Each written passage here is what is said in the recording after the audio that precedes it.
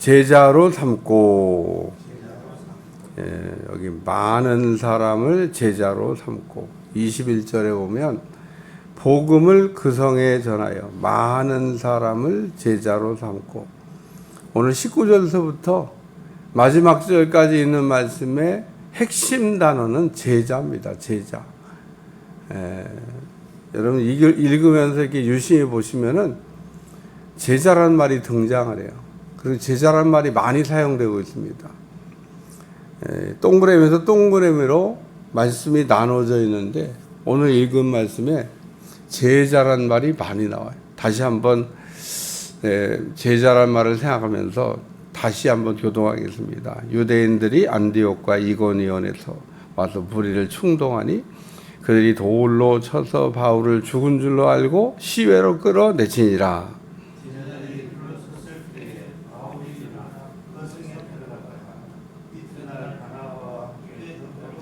복음을 그 성에도 전하여 많은 사람을 제자로 삼고 누스드라와 이고니온과 안디옥으로 돌아가서 제자들의 마음을 굳게 하여 이 믿음의 본으로 있으라 하고 또 우리가 하나님의 나라에 들어가려면 많은 환난을 겪어야 각 교회에서 장로들을 택하여 금식 기도하며 그들을 믿는 주께 그들을 위탁하고 말씀을 버가에서 전하고 아달리아로 내려가서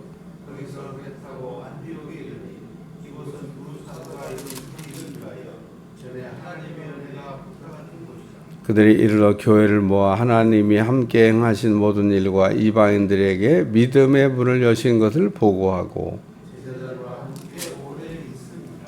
아멘. 여러 번 나왔어요. 제자라고 하는 말이 여러 번 나왔습니다. 예수님의 전도 사역을 보면 예수님은 두 가지 전도 사역을 하셨습니다. 예수님은 제자들만 이렇게 택해가지고 제자들만 훈련시킨 게 아닙니다. 예수님은 무리를 향하여 복음을 이렇게 전파하기도 하셨고 제자들을 이렇게 택해서 제자들을 가르치시고 훈련하는 일도 이렇게 하셨습니다. 두 가지를 병행했습니다. 그러니까 예수님은 뭐 제자만 부르시고 제자만 택하시고 제자만 가르치시고 제자들에게만 뭐 말씀을 이렇게 설명한 게 아닙니다. 예수님은 무리를 향하여 가르칠 때와 제자들을 가르칠 때의 티칭 방법도 다릅니다.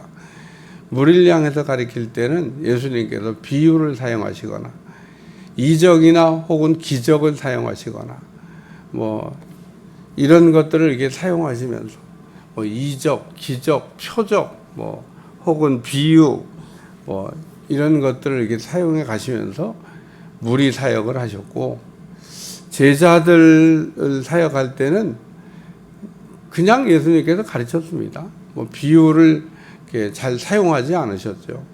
물론 무리를 가르칠 때 비유를 쓰는 거를 제자들 옆에서 듣고 있었겠습니다만은 예수님이 비유를 무리에게 사용하신 거는 잘 알아듣지를 못하기 때문에 그래서 오늘 예수님이 정말 좋아서 제자가 된 사람과 예수님을 이렇게 관심을 갖고 예수님이 어떤 분인가 알고자 나온 무리하고는 그 차원이 다른 겁니다. 그래서 오늘 본문에도 제자가 나오는데 제가 선교나 전도가 뭐냐 이러고 정의를 내리라 그러면 선교도 뭐 전도도 제자를 찾는 거다. 그래서 바울이 선교를 이게 여행을 뭐 1차, 2차, 뭐 3차 이렇게 다녔는데 뭘 한 건가? 제자를 찾으러 나간 겁니다. 제자. 이게 선교의 목적이에요. 우리가 전도를 이렇게 하면서도 여러 사람을 만나는데 여러 사람을 만나는 중에 어떤 분은 그렇게 말하기를 내가 만나는 10명 중에는 한두 명의 제자가 섞여 있다. 그러고 얘기하더라고요. 그러니까 우리가 선교를 하든 전도를 하든 제자를 이렇게 찾아내는 눈이 있어야 돼요. 아, 이게 제자구나. 우리가 막노동을 하는 어떤 그 일의 현장에서 이게 보더라도 그 일머리를 알고 깜이 되는 사람이 있습니다. 그 오야지라고 일명 부르는 사람이 얘기야. 제 좀 잘 한번 목사님 한번 보시라고 나보고 제 똑같이 그 일하는 것 같은데 일이 다르잖아요. 제 일하는 거 봐요. 일하는 모양이 다릅니다. 이제 조금 있으면은 제가 하나 차려주려고 그러는데 나가서 나 같은 일을 하나 차려가지고 아마 일을 할 것 같습니다. 그런 이야기를 제가 교회 지으면서 들은 일이 있습니다. 그래서 제가 한번 이렇게 유심히 똑같은 인부들인데 일하는 걸 보니까 일하는 게 달라요. 그래서 그 오야지라고 하는 사람 눈에 쟤는 이제 조금 있으면 하나 차려갖고 나가서 해도 된다. 그러니까 한마디로 그 분야에 이제 다 배웠다 그런 얘기입니다. 다 배우고 벌써 자기가 이게 하려고 하는 사람. 근데 그냥 평생 그 오야지 따라다니면서 그냥 그 이게 돕는 일만 하는 사람도 있지만은, 그러니까 이게 무리도 있지만은 제자가 있는 겁니다. 제자. 예를 들면 제자로 부르심을 받지 못했지만 제자감이 됐던 사람이 하나 있습니다. 그게 마띠아입니다. 마띠아는 12제자에 들어갔는데 사실은 12제자에 들어가고도 남는 깜이었죠. 근데 그 12제자는 못 됐어요. 근데 가룟 유다가 그 자리를 이렇게 버리니까 탁 하나님이 마띠아를 뽑아다가 그 마띠아가 그래서 12제자 이름, 가룟 유다가 버리고 간 자리에 이름을 올리게 됐습니다.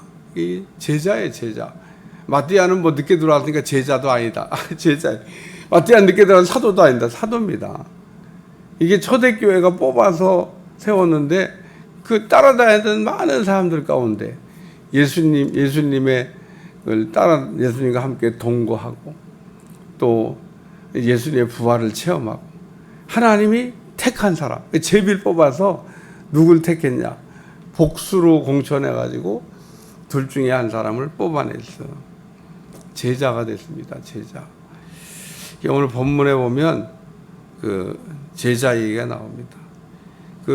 이 바울이 누스드라에서 그 복음을 이렇게 전하니까 우리가 지난 시간에 한 대로 발을 쓰지 못하는 나면서부터 걸어본 적이 없는 사람이 뻘떡 일어났습니다. 이 누스드라라고 하는 동네에 엄청난 하나님의 역사가, 하나님의 이적이 일어난 거죠. 근데 이 문제는 비스데 안디옥 그리고 이고니온, 이 비스데 안디옥과 이고니온은, 비스데 안디옥은 그냥 그 도시 전체가 막 부흥이 일어났던 곳이고, 이고니온은 허다한 무리가 예수님을 믿었던 곳인데 큰 부흥의 역사가 일어났는데 거기에는 또 마귀 역사가 세게 있어가지고, 아니 자기 동네에서 발에 먼지 떨고 떠났으면 끝이지 뭘 여기까지 쫓아와가지고 지금 사람들을 막 충동해서, 바나바와 바울이 아주 그냥 우리가 받지도 못할 풍속을 전한다고, 율법을 어긴다고 그러고 이러면서 거기 있는 유대인들을 막 무리를 충동해가지고 바울을 돌로 쳐서 죽였다. 우리가 성경을 찾아 읽을 때가 있어요. 사도행전 7장 58절. 사도행전 7장 58절. 찾았으면 읽어봐요. 시작. 성 밖으로 내치고 돌로 칠세. 증인들이 옷을 벌어 사울이라는 청년의 발에 두니라. 스데반이 돌을 맞아서 순교할 때 그 돌 던지는 사람의 옷을 받아줬던 사람이 누구냐? 이 사울, 지금 바울이라고 이름 불리는 그 청년이 그때 스데반에게 돌 던지는 사람들이에요. 옷 받아주는 일을. 제가 옷 맡고 있을 테니까 가서 돌 던지고 오세요. 자기가 돌은 안 던졌는데 돌 던진 거하고 똑같은 공범입니다. 그래서 스데반이 돌에 맞아서 순교를 했어요. 그래서 돌에 맞아 스데반이 순교할 때 그 돌 맞아 죽는 스데반을 보고 있었던 사울이 지금은 반대로 자기가 돌에 맞은 겁니다. 그래가지고 그러니까 여러분이 상상을 할 때 지금 이 사람들이 무리를 충동해서 바울에게 돌을 던졌는데 무슨 그냥 뭐 쇼한 게 아닌 겁니다. 바울을 죽이려고 돌을 던진 겁니다. 스데반이 돌 맞아 죽었잖아요.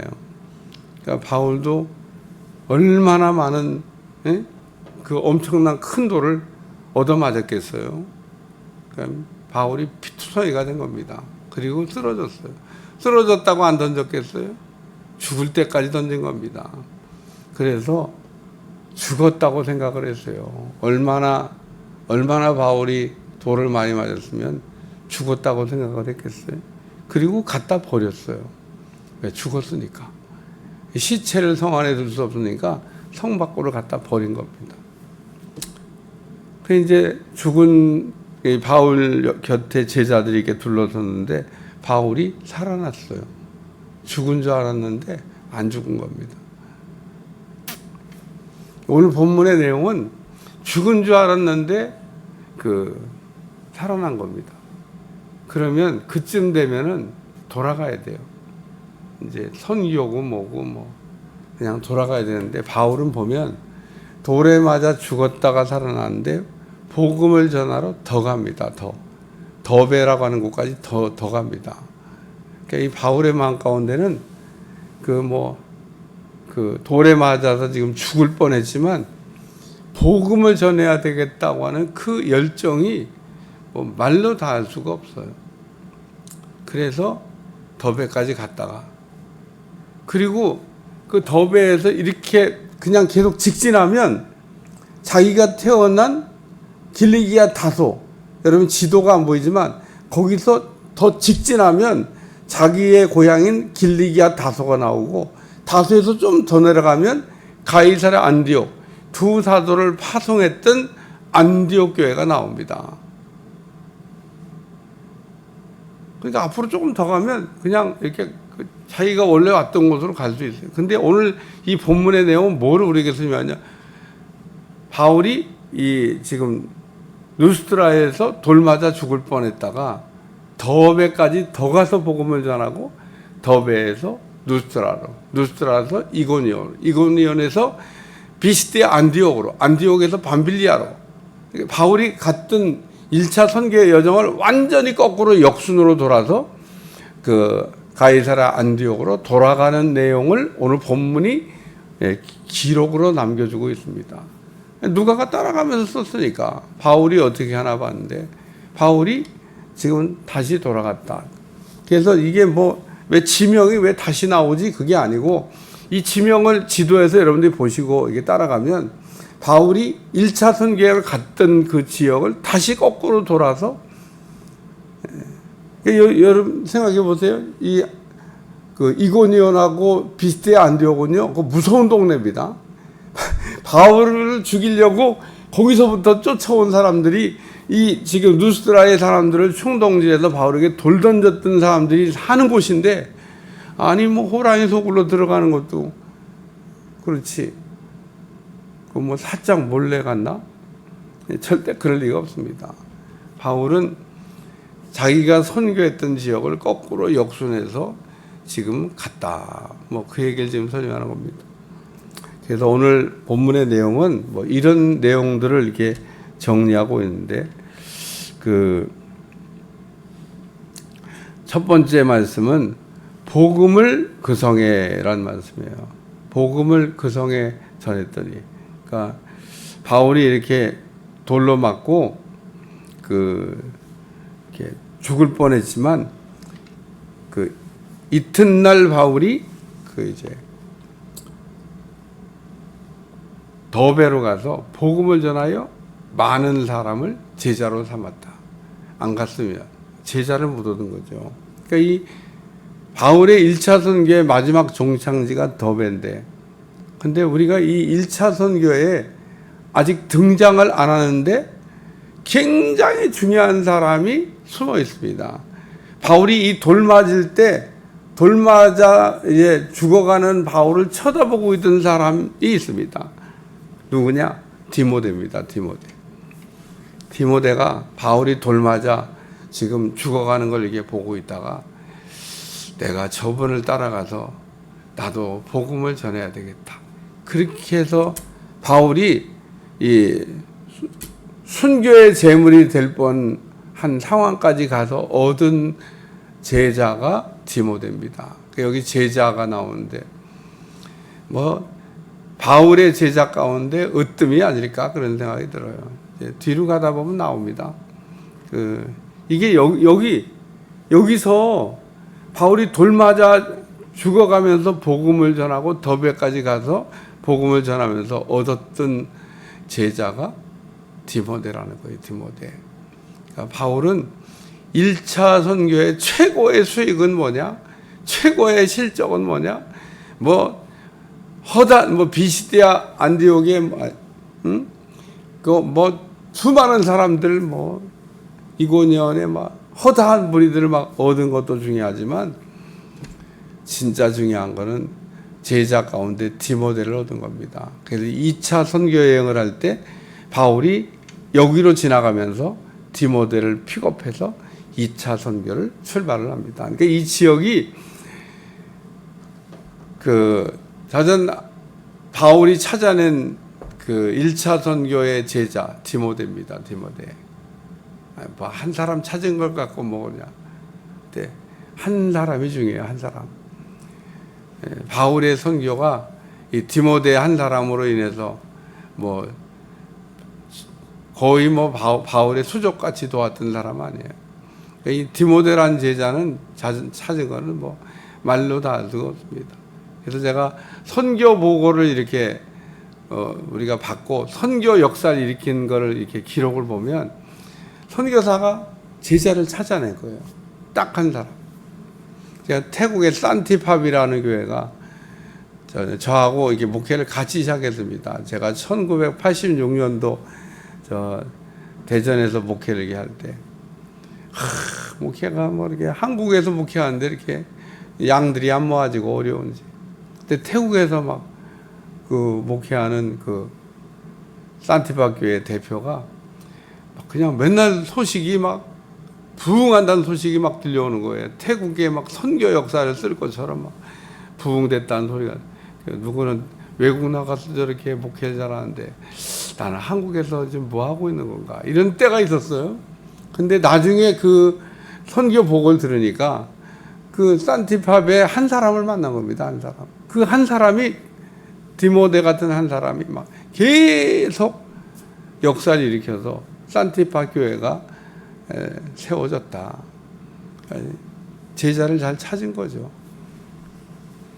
그래서 또 우리가 아는 유관영 선교사도 교회가 잘 이렇게 돼가는데 유관영 선교사도 보면 똑같은 한 사람을 찾은 거예요. 그래서 유관영 선교사 교회도 최음희 선교사 교회는 말로 다 할 수가 없습니다. 최음희 선교사 교회 우리가 하는 중국 선교도 거기도 마찬가지입니다. 다 거기 똑같은 원리에 의해서 제자를 찾아서 지금의 저런 교회가 든든하게 세워져 있는 겁니다. 아제르바이잔 거기도 제가 여러 때 보고는 안 했지만 똑같은 원리에 의해서 그 교회가 세워져 가고 있다고 하는 제가 내용을 보고 있습니다. 그러니까 결국은 바울하고 똑같은 원리에 의해서 우리가 선교나 전도를 하지 않으면 안 된다는 거예요. 안 된다는 거. 그러니까 우리 교회는 지극히 정상적인 방법으로 선교를 하고 있기 때문에 하나님께서 우리 교회를 통하여 놀라운 교회가 역사를 이뤄 가실 줄로 믿습니다.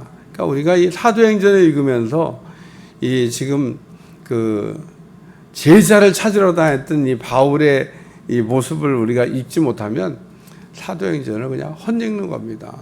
그러니까 오늘 여기 제자가 많이 나오는데 두 번째 말씀은 믿음에 머물러라는 말씀이에요. 23절에 보면 제자들의 마음을 굳게 하여 이 믿음에 머물러 있으라 권하고 또 우리가 하나의 나라에 들어가려면 많은 환난을 겪어야 할 것이라 하고.